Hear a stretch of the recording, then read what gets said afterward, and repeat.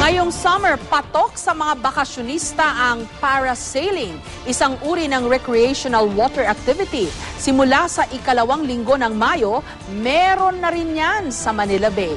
May report si Julio Segovia.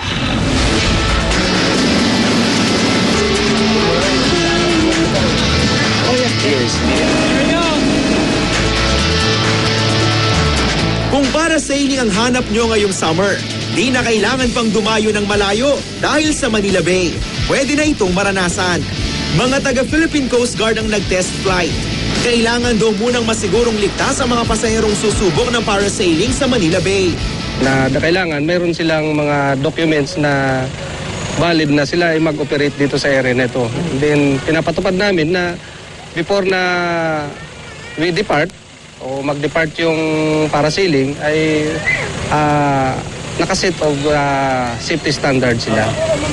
Ang nagdala ng parasailing sa Maynila, pamilya ni Jerry Soriano na nagpauso rin daw ng water sports na ito sa Boracay.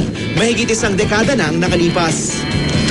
Lahat ng mga taong hindi makakarating ang isla ng Boracay, pwede na silang sumakay ng parasailing dito po sa Rojas Boulevard. This is 100% safe kasi po kontrolado ng kapitan natin ang height, everything. Alam namin ang mga wind speed.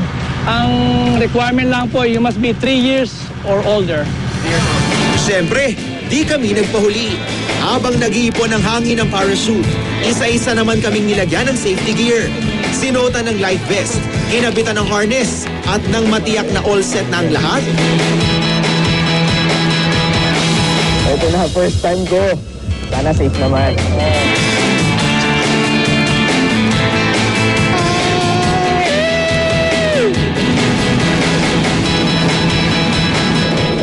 Ibang klase yung parasailing dito sa Manila Bay dahil yung makikita mo, busy street, ang daming sasakyan, pati na yung mga naglalaki ang gusali. 500 feet above sea level ang lipad namin. Ang iba pang sumabak sa test flight, enjoy rin. Pag first time mo, kakabahan ka. Pero kapag nandun ka na sa ere, may enjoy mo na. Lalo na yung view ng Manila Bay. Try nyo talaga, masarap talaga siya. Nakikita ko lang yun sa Boracay. Sa Manila Bay kapag nagkaroon, ang ganda. Target na mabuksan sa publiko ang parasailing sa Manila Bay sa ikalawang linggo ng Mayo.